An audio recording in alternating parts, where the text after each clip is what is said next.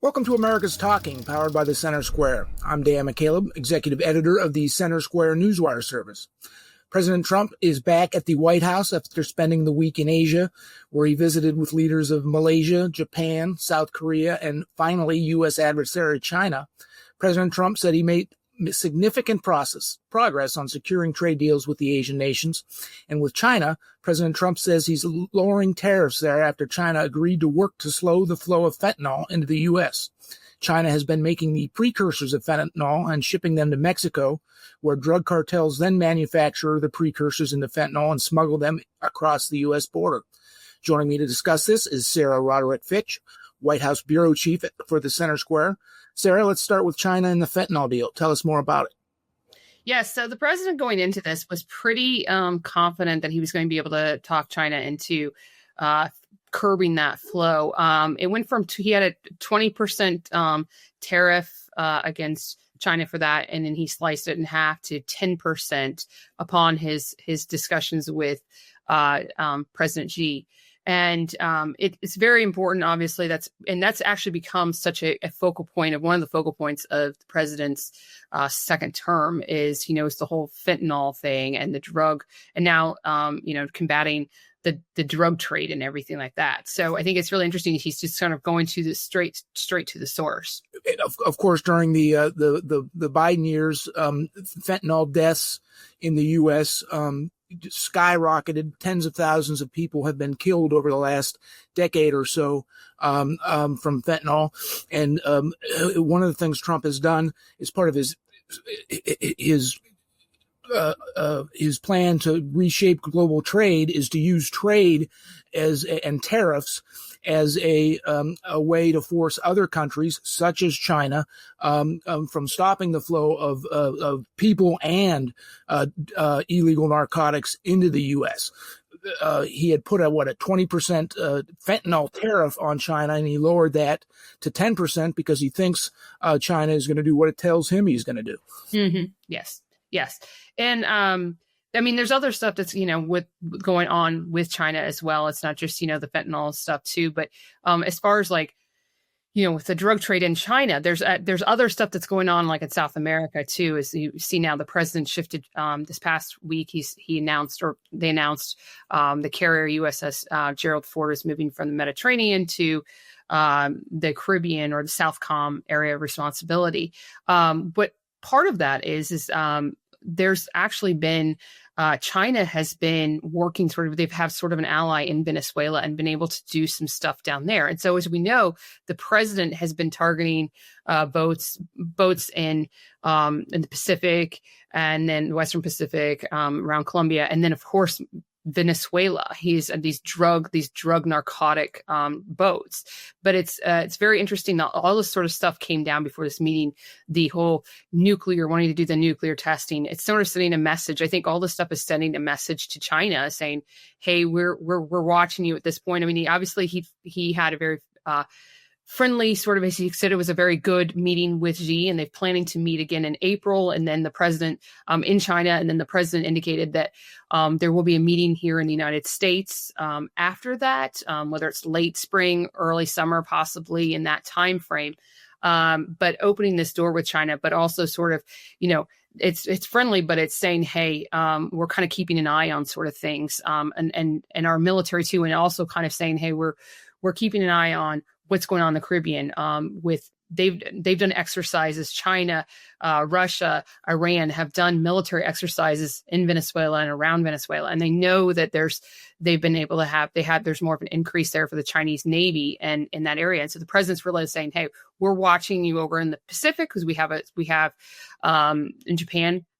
There's a forward. It's the only forward deployed carrier in the world is in Japan, right by, there to kind of protect, from China and everything like that. So it's always sort of keeping China in check in a way. Under the Trump administration, the U.S. has now bombed more than a dozen what he characterizes as drug boats heading to the U.S. with these illegal narcotics. The Trump administration has been criticized for that, but he says it's necessary because it's a non-traditional war that these cartels and the Venezuelan government and others have been waging against the U.S. and killing thousands of U.S. Citizens who have taken the lethal drug. What's going on with those drug boats? Yeah, I mean, it's almost a daily occurrence now at this point, targeting these boats. I think the latest one was a showed video of it was a submersible. It wasn't a completely, can't say it was like a sub, but it was kind of right there at the under the water.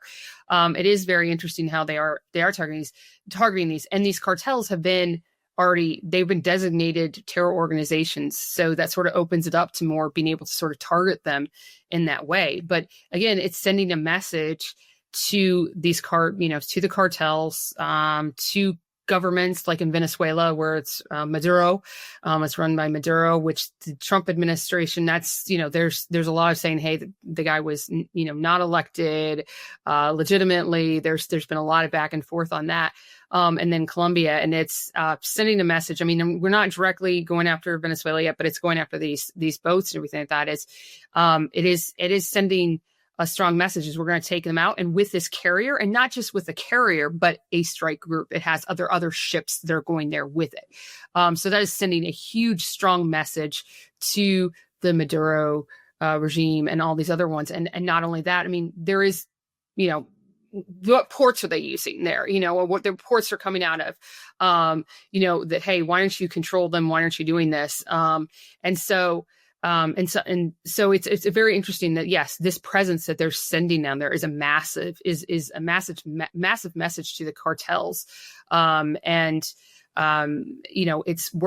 to take our military and we're going to, focus on you guys, and we're going to take you out. Obviously the carrier's not there yet. So we'll see how that all pans out. But I did ask, last week when I was at the White House, I did ask the president and Secretary of War, Pete Hegseth, about, there is a base, it closed in 2004. It's called Roosevelt Roads, is a Navy base in Puerto Rico, which is 600 miles from Venezuela.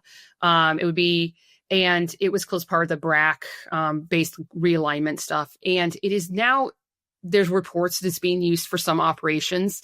But I asked if there was plans to expand it, to basically reopen the base, to have ships there. There's a large airfield there. They could have a lot of operations, which would be close to, in close proximity to Venezuelans and those other countries, and obviously be a really, help with that sort of that counter narcotic operations. I did cite, the buildup of China, their presence, China, Iran, Russia, in that region. And the Secretary of State acknowledged that was going on. He didn't really give me necessarily much of an answer, but saying, hey, they were on it. And I think it was, and of course the president he's all about military expansion. That was kind of his response.